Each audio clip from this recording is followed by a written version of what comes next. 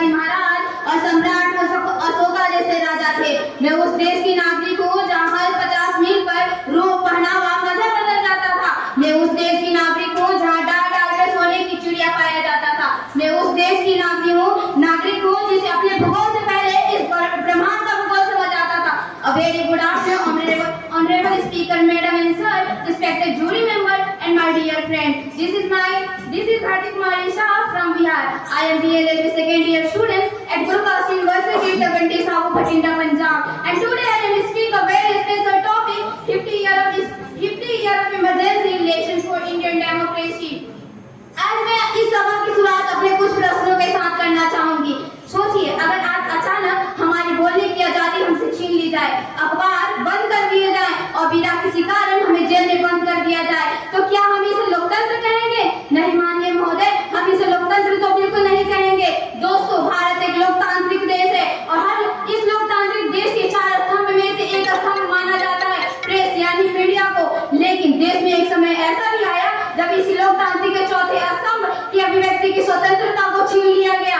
तो और इसके पीछे की वजह था देश में लगा हुआ इमरजेंसी। जी हाँ, वही इमरजेंसी जो 25 जून 1975 से 21 मार्च 1977 तक था और जिसे भारतीय लोकतंत्र का काला अध्याय कहकर भी याद किया जाता है। इस दौरान हमारा मौलिक अधिकार यानी फंडामेंटल राइट स्थगित कर दिया गया, अभिव्यक्ति की स्वतंत्रता छीन ली गई, प्रेस पे सेंसरशिप लागू कर दिया गया और हजारों राजनीतिक कार्यकर्ताओं को बिना मुकदमे जेल में डाल दिया गया। ये दौर हमें ये सोचने पर मजबूर करता है कि क्या केवल वोट देना ही डेमोक्रेसी है? क्या कि चुनाव करना ही लोकतंत्र है? जी नहीं माननीय महोदय, लोकतंत्र का असली अर्थ स्वतंत्रता, समानता, न्याय और जनता की भागीदारी है।